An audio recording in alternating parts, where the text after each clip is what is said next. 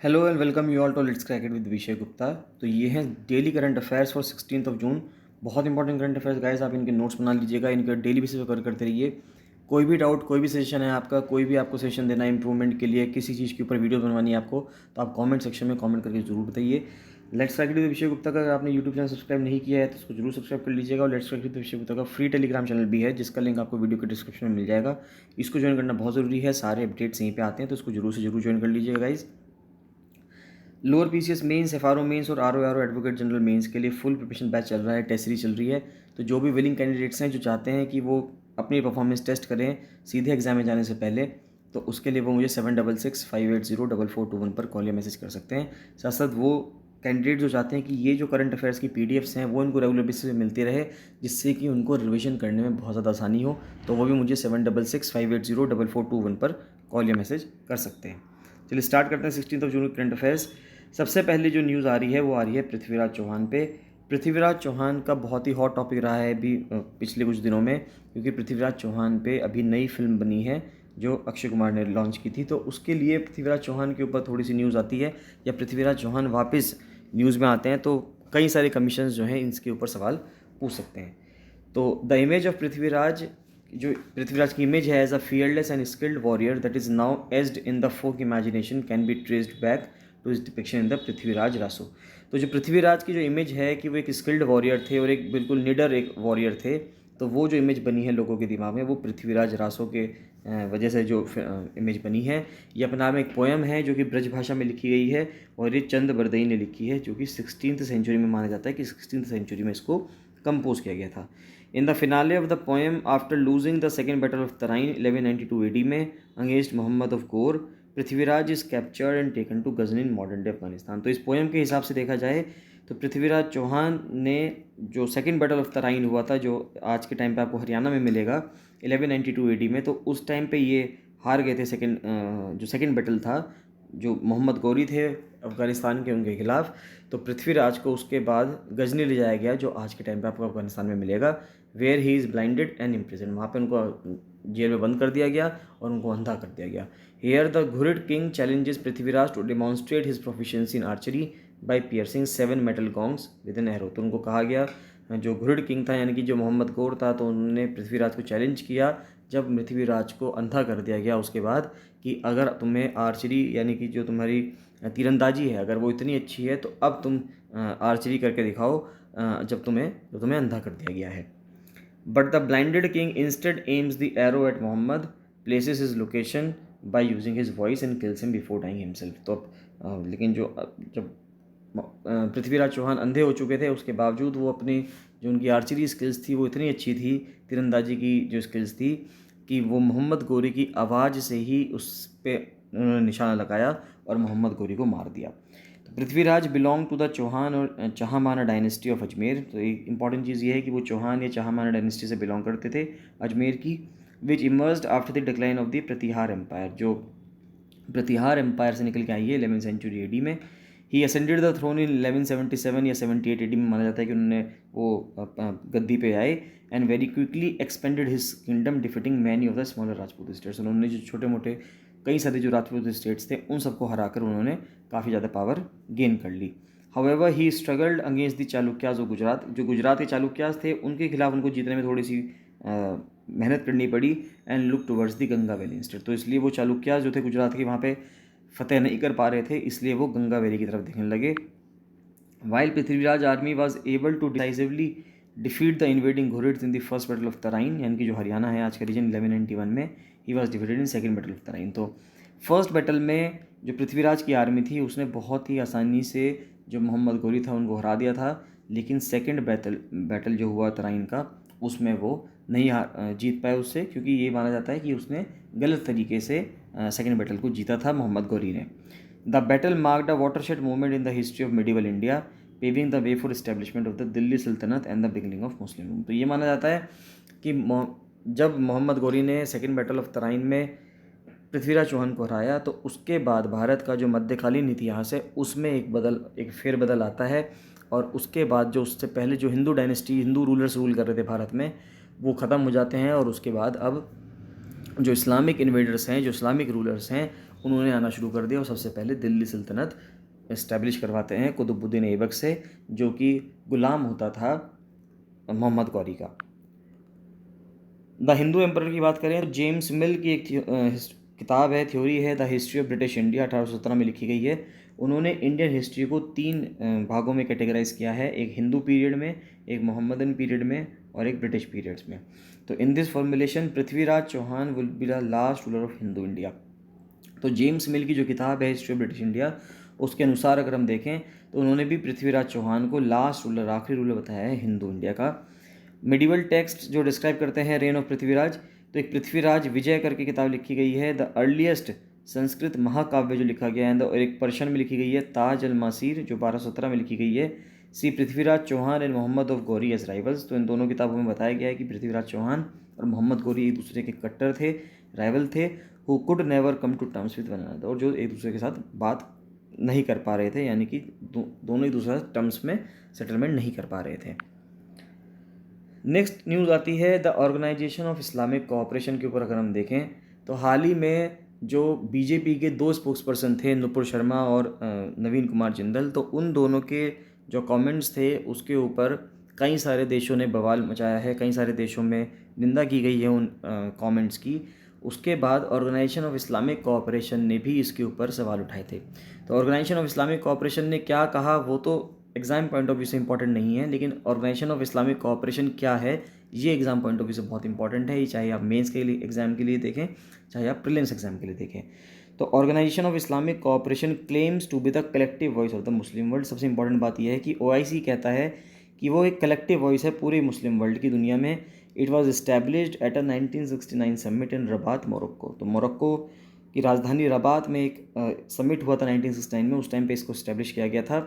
After what it describes as the criminal arson of Al Aqsa mosque in the disputed city of Jerusalem. तो Jerusalem में जो अल Aqsa mask था उस time पे जब उसके ऊपर अटैक हुआ, इसराइल और पैलेस्टीन के बीच में जब उस टाइम पे युद्ध चल रहे थे, तो इसराइल के तरफ से जब युद्ध हुआ, जब अटैक हुआ होगा अल अक्सा मॉस्क पे, तो उस टाइम पे 1969 में मोरक्को में सबमिट की गई सभी मुस्लिम देशों ने, और उन्होंने मिलकर एक ऑर्गेनाइजेशन ऑफ इस्लामिक कोऑपरेशन बनाया।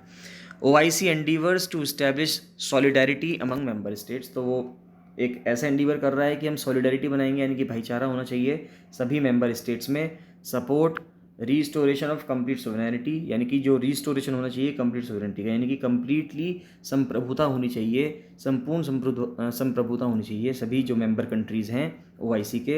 And territorial integrity of any member state under occupation. Protect, defend and combat defamation of Islam. अगर मान लेते हैं कहीं पे इस्लाम का डिफेमेशन हो रहा है, निंदा की जा रही है, तो उसका डिफेंड करना है, लड़ना है उसके लिए और प्रोटेक्ट करना है उसको। Prevent working dissension in Muslim societies and work to ensure that member states take a united stand at the UNGA। और इम्पॉर्टेंट बात यह है कि अगर कोई भी मुद्दा यूनाइटेड नेशंस के अंदर आता है तो उस पर सभी मुस्लिम देशों को एक यूनाइटेड स्टैंड लेना है उसके प्रति, या तो उसके प्रति लेंगे या उसके खिलाफ लेंगे। तो उस चीज़ की कंसेंसस बनाने के लिए भी OIC काम करता है, ह्यूमन राइट्स काउंसिल में काम करवाता है और इंटरनेशनल जो दूसरे फोराज हैं उसमें। OIC has consultative and cooperative relations with the United Nations. तो संयुक्त राष्ट्र के साथ OIC के कंसल्टेटिव और कोऑपरेटिव रिलेशंस हैं and other intergovernmental organisations to protect the interest of Muslims. तो और जो दूसरी इंटरगवर्नमेंटल ऑर्गेनाइजेशंस हैं वहाँ पे मुस्लिम्स का इंटरेस्ट को सेव करने के लिए, मुस्लिम के इंटरेस्ट को प्रोटेक्ट करने के लिए OIC काम करता है। And settle conflicts and disputes involving member states. मान लेते हैं अगर मेंबर स्टेट्स में ही कॉन्फ्लिक्ट हो जाए या डिस्प्यूट हो जाए तो उसको भी सॉल्व करवाने में मदद करेगा।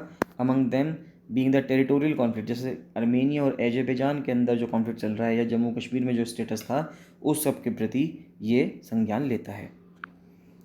प्रेजेंटली बेस्ड इन जद्दा, अभी देखा जाए तो इसका जो हेडक्वार्टर मिलेगा वो सऊदी अरेबिया जद्दा में मिलेगा। The organisation plans to permanently move its headquarter to East Jerusalem once the disputed city's liberated. तो उनका कहना यह है कि जैसे ही ईस्ट जेरूसलम लिबरेट कर दिया जाएगा, यानी कि जो इस टाइम पे ये इसराइल के अंडर है, जैसे ही वो इसराइल से फ्री हो जाएगा जेरूसलम का शहर, तब ये अपना हेडक्वार्टर को जेरूसलम में शिफ्ट कर देंगे। The organisation adheres to a charter. अब ये ऑर्गेनाइजेशन जो चलती है OIC, ये एक चार्टर के तहत चलती है। जिस तरह से यूनाइटेड नेशन चार्टर के तहत चलता है उसी प्रकार से ये ऑर्गेनाइजेशन भी एक चार्टर के तहत चलती है।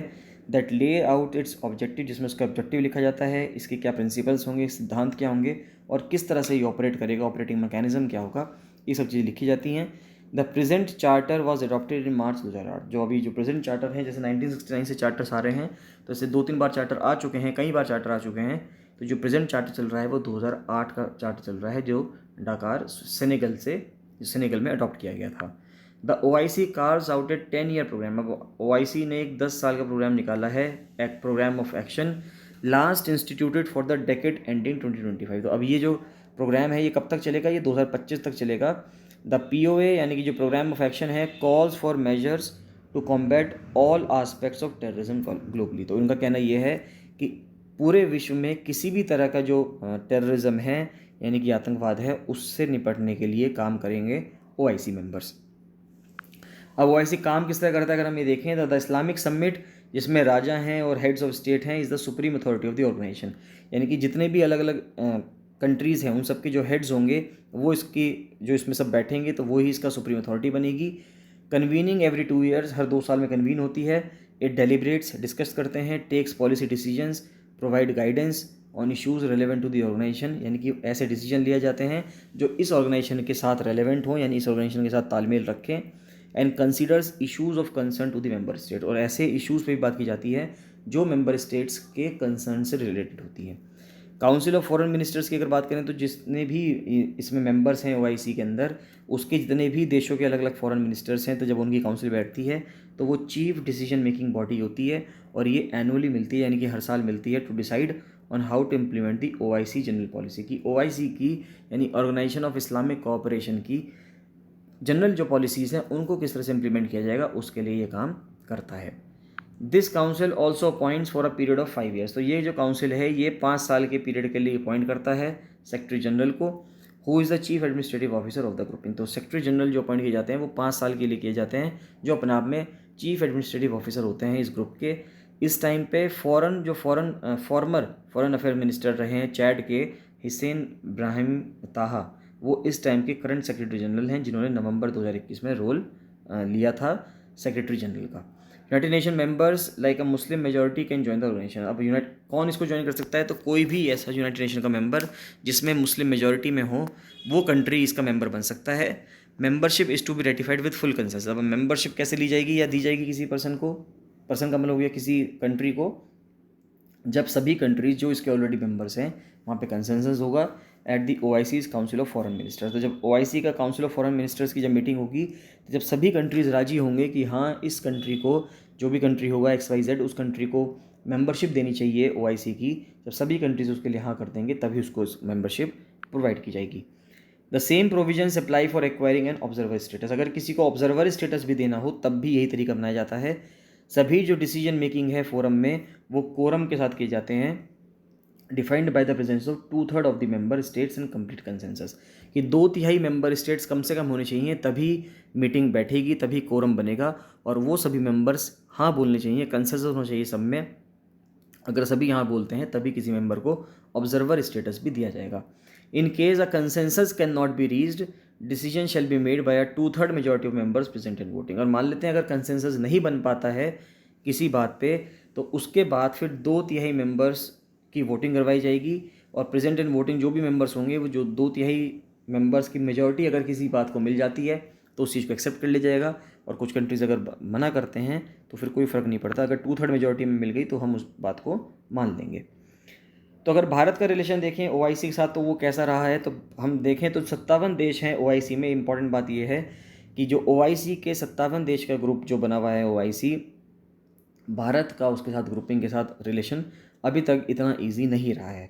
Even though the country has good relation, अब कंट्री के बहुत अच्छे रिलेशंस हैं भारत के, चाहे वो UAE से हो, चाहे वो सऊदी अरेबिया से हो, लेकिन हमेशा से इसकी मेंबरशिप और एंगेजमेंट जो रही है वो पाकिस्तान ने चैलेंज किया है हमेशा। कि भारत ने चाहा है कि भारत के अंदर बहुत बड़ी एक मुस्लिम पॉपुलेशन है, इस वजह से भारत को OIC का मेंबर बनाना चाहिए, लेकिन पाकिस्तान ने बार बार इस बात को चैलेंज किया है। 1969 में Islamabad opposition to Indian participation at the first OIC plenary resulted in the Indian delegation being turn back. 1969 में जिस टाइम पे OIC बन रहा था उस टाइम पे इंडियन डेलीगेशन को इनवाइट किया गया था, क्योंकि भारत उस समय भी दुनिया में बहुत बड़ी पॉपुलेशन एक मुस्लिम्स की केटर करता था, तो इसलिए भारत को बुलाया गया था। लेकिन उस टाइम पे भी इस्लामाबाद ने यानी कि पाकिस्तान ने इस पे विरोध प्रदर्शन किया था, और बाद में फिर इंडिया को आने के लिए मना कर दिया गया था। फिर 50 साल बाद जब इसको 50 साल हुए 2019 में OIC को, ऑर्गेनाइजेशन ऑफ इस्लामिक कॉरपोरेशन को, तो उस टाइम पे जो हमारी एक्सटर्नल अफेयर्स मिनिस्टर हुआ करती थी सुषमा स्वराज जी, वो OIC में गई थी, as a guest of honour गई थी फिर में, जब अबू धाबी में उसकी फॉरेन मिनिस्टर्स की मीटिंग हुई थी। The invitation was extended by the UAE foreign minister Sheikh Abdullah bin Zayed Al Nahyan. तो उनके जो UAE के जो फॉरेन मिनिस्टर थे उन्होंने इन्विटेशन दिया था। 2018 में बांग्लादेश ने भी प्रपोज किया कि इंडिया को ऑब्जर्वर स्टेटस दे देना चाहिए OIC का, क्योंकि वहाँ पे एक अच्छी खासी मुस्लिम पॉपुलेशन रहती है। इस मूव को टर्की ने भी सपोर्ट किया था, लेकिन पाकिस्तान बार बार इस चीज़ का विरोध करता रहा है। नेक्स्ट न्यूज़ आती है चाइना और ताइवान के ऊपर, कि देखा जा रहा है कि अभी चाइना, जिस तरह से रशिया ने यूक्रेन पे युद्ध किया है, इस तरह से चाइना भी अलग अलग तरीक़ों से प्रोवोक करना चाह रहा है ताइवान को। कभी वो ताइवान के एयर स्पेस में एरोप्लेन्स भेज देता है, कभी ताइवान वाटर्स में अपने डिफेंस के शिप्स भेज देता है, नेवल शिप्स भेज देता है। तो चाइना और ताइवान के बीच में भी बहुत टसल चल रही है बहुत शुरू से। तो उसको समझने जा रहे हैं कि चाइना ताइवान के बीच में दिक्कत जो चल रही है वो क्या है, जो उनके बीच में जो तनातनी चलती है वो क्यों चल रही है। तो largely unrecognised by other countries, Taiwan जिसको रिपब्लिक ऑफ चाइना कहा जाता है, यानी कि पीपल्स रिपब्लिक ऑफ चाइना तो प्रॉपर चाइना को कहा जाता है, और ताइवान का जो ऑफिशियल नाम है वो ताइवान ना होकर रिपब्लिक ऑफ चाइना है। Sees itself as a de jure sovereign state and its leaders including the fiercely pro independence president Tsai Ing Wen have vowed to defend its sovereignty against the Chinese goal of reunification with the People's Republic of China. Taiwan जो खुद को Republic of China के रूप में देखता है, और वो बहुत ज़्यादा प्रो इंडिपेंडेंस प्रेसिडेंट जो है वहाँ के इस टाइम पे साई इंग वेन, वो उन्होंने वाव कर रखा है, यानी कि उन्होंने कसम ले रखी है कि वो सोवरेनिटी के लिए, ताइवान की संप्रभुता के लिए लड़ेंगे। और इसको कभी भी, जो चाइना का गोल है, पीपल्स रिपब्लिक ऑफ चाइना का गोल है कि ताइवान को रीयूनिफाई करना है चाइना के साथ, वो कभी भी नहीं होने देंगे। Since Taiwan is entirely dependent on the US for its defense against possible Chinese aggression, every spike in military tensions between China and Taiwan injects more hostility in the already strained relationship between Washington and Beijing। अब बात क्या है कि Taiwan जो है पूरी तरह से डिपेंडेंट है अपनी सुरक्षा के लिए USA पे। ताइवान की इकनॉमी वैसे तो बहुत ज़्यादा स्ट्रांग है, लेकिन वहाँ पर जो इन्वेस्टमेंट्स आ रही हैं वो भी बहुत अच्छी आ रही हैं, लेकिन उस कंट्री की जो डिफेंस है वो ताइवान के हाथ में नहीं होके वो USA के हाथ में है।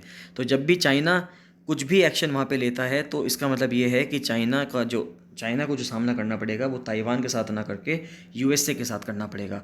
तो इसलिए जब भी चाइना वो जो वहाँ पे एक्शन लेता है, तो इस चीज़ का डर उठने लगता है कि चाइना और USA कहीं आमने सामने ना आ जाएं। और ऑलरेडी हम देख रहे हैं पिछले सालों में, डोनाल्ड ट्रंप के जब साल चल रहे थे, जब डोनाल्ड ट्रंप USA के प्रेसिडेंट थे, तब भी हम लोगों ने देखा कि किस तरह से वॉशिंगटन और बीजिंग आपस में एक दूसरे के खिलाफ हो रहे हैं। तो where does Taiwan stand in relation to China and the world. अगर हम ताइवान का रिलेशन देखें चाइना के मुकाबले और दुनिया के मुकाबले देखें, तो ताइवान को पहले फॉर्मोसा कहा जाता था। ये एक छोटा सा आइलैंड था off the east coast of China, China के जो पूर्वी कोस्ट है वहाँ भी मिलता आपको।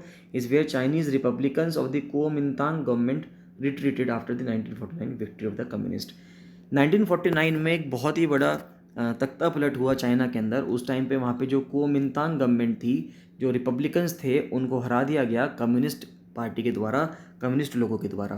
तो उसके बाद जब वो नहीं माने, तो कुओमिंतांग जो लीडर थे, कुओमिंतांग पार्टी जो लीडर थे, वो वहाँ से चाइना से निकलकर जो ये छोटा सा आइलैंड था ताइवान का या फॉर्मोसा का, वहाँ पे जाके उन्होंने अपनी सरकार बना ली और इंडिपेंडेंटली वहीं से अपनी चाइना की सरकार, रिपब्लिक ऑफ चाइना की सरकार चलाने लगे।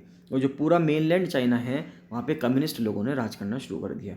The island is located in the East China Sea. ये इंपॉर्टेंट चीज़ है। पहली बात तो कि ताइवान जो है वो किस सी में लोकेटेड है, तो ये जो आइलैंड है ये ईस्ट चाइना सी में लोकेटेड है, जो कि हांगकांग के नॉर्थ ईस्ट में है, फिलीपींस के नॉर्थ में है। तो ये आप देख सकते हैं।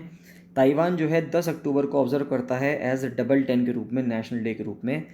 It was on this day in 1911। तो 1911 में इस दिन मांचू आर्मी जो थी वो रेबेलियन के लिए खड़ी हो गई थी, leading ultimately to the overthrow of the Qing dynasty and the end of 4000 years of the monarchy. तो किंग डायनेस्टी को ख़त्म कर दिया गया 1911 में 10 अक्टूबर को, और इसी के साथ 1911 में 4000 साल से चलती हुई जो राजशाही तंत्र चाइना में चलता हुआ आ रहा था उसको ख़त्म कर दिया गया। रिपब्लिक ऑफ चाइना यानी कि ताइवान ने डिक्लेयर करा 29 दिसंबर 1911 को कि वो उन्होंने रिपब्लिक ऑफ चाइना डिक्लेयर किया। And it found its feet in the 1920s in the leadership of doctor Sun Yat Sen, founder of the Kuomintang party. तो जो डॉक्टर सुन यात सेन हैं, ये कुओमिंतांग पार्टी के फाउंडर में पाए गए। The US has a policy of strategic ambiguity. अब US ने कैसी पॉलिसी अपनाई है ताइवान के प्रति? उसने अपनाई है स्ट्रेटेजिक एम्बिग्विटी की, यानी कि रणनीतिक अस्पष्टता की। तो इसका मतलब क्या है कि ये ताइवान के साथ, यानी कि तेपई जो राजधानी है ताइवान की, उसका टाइज भी मेंटेन रखता है, यानी रिलेशन भी बनाता है और उसको वेपन्स भी बेचता है, लेकिन ऑफिशियली वन चाइना पॉलिसी को ही मानता है, in which Taiwan does not exist as a separate entity. जिसमें यूएसए ये कहता है कि वो वन चाइना पॉलिसी को मानता है, जिसमें ताइवान एक अलग से एंटिटी नहीं है। सिर्फ 15 ही कंट्रीज़ दुनिया में ऐसे हैं जो ताइवान को रिकॉग्नाइज़ करते हैं, और बहुत सारे ज़्यादातर जो कंट्रीज़ हैं वो सब बहुत ही छोटे कंट्रीज़ हैं। India and Taiwan currently maintain trade and cultural exchange. अब इंडिया और ताइवान का कैसा रिलेशन है? इंडिया जो है ताइवान के साथ एक ट्रेड का और एक कल्चरल का एक्सचेंज रखता है रिलेशंस में, और offices in each others capital, और दोनों की कैपिटल्स में, यानी कि न्यू दिल्ली में भी और ताइवान की कैपिटल ताइपे में भी दोनों के ऑफिसेज हैं। India has been reported India has been reported to be in talks with Tepai to bring a 7.5 billion semiconductor chip manufacturing plant to India। अब इंडिया इस चीज़ के लिए भी तेपाई या ताइवान से बात कर रहा है कि $7.5 बिलियन की जो सेमीकंडक्टर चिप बनाने वाली जो मैन्युफैक्चरिंग प्लांट है उसको भारत में लगा लिया जाए, क्योंकि हाल ही में देखा जा रहा है कि जो सेमीकंडक्टर चिप्स हैं उसकी भारत में शॉर्टेज भी रही है, और चिप्स जो हैं आज के टाइम पे बहुत ज़्यादा चीज़ों में इस्तेमाल किए जा रहे हैं, चाहे वो कंप्यूटर्स हों, 5G स्मार्टफोन्स हों, इलेक्ट्रिक कार्स हों या मेडिकल इक्विपमेंट्स हों। नेक्स्ट न्यूज़ आती है, भारत से न्यूज़ आ रही है कि जम्मू कश्मीर में जो शेर कश्मीर मेडल था उसके ऊपर कंट्रोवर्सी चल रही है। तो उसके ऊपर न्यूज़ है कि जम्मू कश्मीर की जो सरकार है इस टाइम पे, जो जो गवर्नर हैं वो चला रहे हैं, एलजी चला रहे हैं, उन्होंने डिसाइड किया है कि जो इमेज थी former chief minister Sheikh Abdullah की, और जो एम्बलम हुआ करता था उस टाइम पे जम्मू कश्मीर का, उसको जो पुलिस मेडल है उनको उस पे से हटा दिया जाएगा। तो जम्मू कश्मीर की सरकार जो पुलिस मेडल्स देती है अपने वहाँ के सिपाहियों को, उसके ऊपर से जो शेख अब्दुल्ला की जो फ़ोटो हुआ करती थी और जम्मू कश्मीर का जो एम्बलम था, जो जम्मू कश्मीर का जो लोगो था, उसकी जो फ़ोटो हुआ करती थी, उसको हटा दिया जाएगा। The medals will now carry the national emblem of India. अब मेडल के ऊपर क्या होगा? एक तो नेशनल एम्बलम, भारत का जो नेशनल एम्बलम होगा वो होगा, और Jammu and Kashmir police medal for gallantry and Jammu and Kashmir medal for meritorious service. ये दो तरह से चीज़ें लिखी रहेंगी जो सिपाहियों को वहाँ पे मेडल्स प्रोवाइड की जाएंगे। अब बात आती है कि ये शेर कश्मीर पुलिस मेडल क्या हैं जो गैलेंट्री सर्विस के लिए और मेरिटोरियस सर्विस के लिए दी जाती है। तो ये 3 तोले प्योर गोल्ड से बनता है ये मेडल। इसको 2001 में स्टार्ट किया गया था नेशनल कॉन्फ्रेंस की गवर्नमेंट द्वारा, जिस टाइम पे उसके chief minister doctor Farooq Abdullah हुआ करते थे जम्मू कश्मीर में। These had the image of the founder of the national conference. तो उस टाइम पे नेशनल कॉन्फ्रेंस के जो फाउंडर थे लेट शेख मोहम्मद अब्दुल्ला, जिनको शेर कश्मीर भी कहा जाता था, तो उसकी फ़ोटो हुआ करती थी उस पर ऑन वन साइड, और जम्मू कश्मीर का उस टाइम पे जो एम्बलम हुआ करता था उसको दूसरी साइड में उस पर बनाया गया था, जिसको भारत सरकार का कहना ये है कि उन दोनों चीज़ों को हटाकर उस पर भारत का एम्बलम लगाया जाएगा और एक तरफ से Jammu Kashmir medal for meritorious service लिखा जाएगा। तो अब किसको ये मेडल्स दिए जाते हैं अगर हम ये देखें, तो these awards were announced on the eve of every independence day. तो हर साल इंडिपेंडेंस डे पे और रिपब्लिक डे पे ये अवार्ड अनाउंस किए जाते हैं। जिस तरह से भारत सरकार अनाउंस करती है, गवर्नमेंट ऑफ इंडिया अनाउंस करती है, उसी प्रकार से जम्मू कश्मीर की सरकार अलग से अनाउंस करती थी। For police officers oblique official serving in Jammu and Kashmir, तो वो उन ऑफिसर्स के लिए जो जम्मू कश्मीर में सर्व कर रहे हैं उनके लिए इसको अनाउंस किया जाता था, और वो जो एक्स्ट्राऑर्डिनरी ब्रेवरी दिखाते थे और डिस्टिंग्विश्ड सर्विस करते थे उनके लिए इस अवार्ड को दिया जाता था। The medals were given in addition to the police medals announced for police officers personnel by government of India on both occasions every year. तो हर साल जो भारत सरकार देती थी अवार्ड वो तो देती ही थी, साथ ही साथ जम्मू कश्मीर सरकार अपने अलग से देती थी। ये इन एडिशन हुआ करता था, यानी कि किसी अगर एक पर्सन सिलेक्ट होता है हमारे जम्मू कश्मीर से, तो हो सकता था उसको दोनों अवार्ड मिले, भारत सरकार की तरफ से भी मिले और जम्मू कश्मीर सरकार की तरफ से भी मिले। तो अगर देखें कि कितने अवार्ड दिए जाते थे, तो कोई भी सीलिंग नहीं थी शेर कश्मीर पुलिस मेडल के लिए फॉर गैलेंट्री के लिए, कि गैलेंट्री के लिए तो कोई भी सीलिंग नहीं थी, यानी कोई भी लिमिटेशन नहीं थी कि कितने भी लोगों को दिया जा सकता है। लेकिन जो मेरिटोरियस सर्विस के लिए अवार्ड्स थे वो सिर्फ 6 लोगों को ही मिलते थे। No other Indian state give its own medals in addition to the honours announced by the government of India on the eve of Independence Day and the Republic Day. जिस तरह से जम्मू कश्मीर की सरकार अवार्ड दिया करती थी भारत सरकार के साथ में, इस प्रकार से भारत सरकार के अलावा भारत में जितने भी राज्य हैं उनमें से कोई भी सरकार ऐसी नहीं थी जो इस तरह से अवार्ड प्रोवाइड करती हो। ये सिर्फ जम्मू कश्मीर के अंदर ही ट्रेंड था। इवन दो दे में offer incentives in the form of land और कैश। बाकी ये हो सकता था कि किसी भी राज्य की सरकार अपने पुलिस पर्सनल्स को, जिसको भी अवार्ड मिलता था, उसको कोई इंसेंटिव दे दे, चाहे वो ज़मीन के रूप में दे दे, कैश के रूप में दे दे, कि जिससे कि उसका मोराल हम बढ़ा सकें पुलिस पर्सनल का। लेकिन ऐसे प्रॉपरली कोई अवार्ड नहीं रखा गया था किसी भी राज्य द्वारा, ये सिर्फ जम्मू कश्मीर के अंदर हुआ करता था। तो चलिए, that's all for 16 June of current affairs guys. इसमें आपको कोई भी डाउट आता है तो आप मुझे कमेंट सेक्शन में कमेंट करके ज़रूर बताइए। नोट्स बनाते रहिएगा, लगातार पढ़ते रहिए। अगर आप डेली करंट अफेयर्स देखेंगे तो एक भी सवाल ऐसा नहीं होगा करंट अफेयर से जो आपके एग्जाम में आए और आपसे छूट जाए। बाकी मिलते हैं नेक्स्ट वीडियो में। So thank you and bye bye.